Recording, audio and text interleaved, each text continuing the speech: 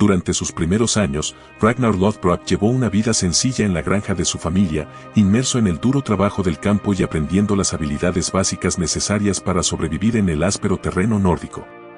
A pesar de su linaje noble, su infancia estuvo marcada por la modestia y el afán de trabajo, ya que fue educado con los valores de la humildad y el esfuerzo. Desde una edad temprana, Ragnar demostró una curiosidad insaciable y un espíritu aventurero. A menudo se aventuraba en los bosques cercanos, explorando los secretos de la naturaleza y desarrollando una profunda conexión con su entorno. Estas expediciones le enseñaron habilidades de supervivencia y le proporcionaron un conocimiento práctico que más tarde sería invaluable en sus viajes como vikingo. A medida que crecía, Ragnar exhibía una destreza física y mental excepcional. Sobresalía en actividades como la caza, la pesca y el combate, demostrando una habilidad natural para enfrentar los desafíos con valentía y determinación. Su agudeza mental y su capacidad para encontrar soluciones creativas lo destacaban entre sus compañeros, incluso a una edad temprana. A pesar de sus talentos innatos, Ragnar anhelaba más que una vida de agricultura y trabajo en el campo. Soñaba con aventuras más allá de los límites de su aldea, ansiando explorar los vastos mares y conquistar tierras lejanas. Estas aspiraciones, alimentadas por historias de héroes legendarios y viajes épicos, encendieron la chispa de su ambición y lo impulsaron hacia un destino que lo convertiría en uno de los vikingos más famosos de la historia.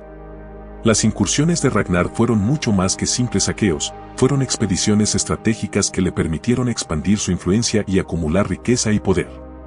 Mientras navegaba por los mares, Ragnar demostraba una habilidad excepcional para la navegación y el combate naval, superando a menudo a enemigos superiores en número y recursos. Sus incursiones no solo fueron oportunidades para acumular botines y esclavos, sino también para establecer asentamientos vikingos en tierras extranjeras.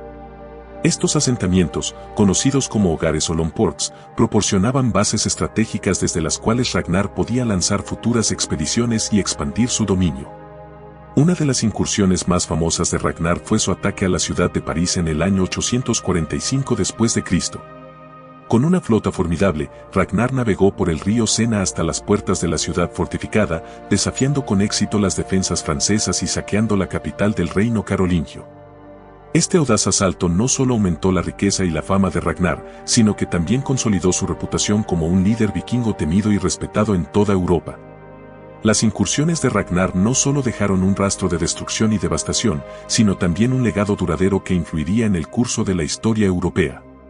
Su audacia y habilidad estratégica inspiraron a generaciones posteriores de vikingos y dejaron una marca indeleble en la memoria colectiva de las civilizaciones que sufrieron sus ataques.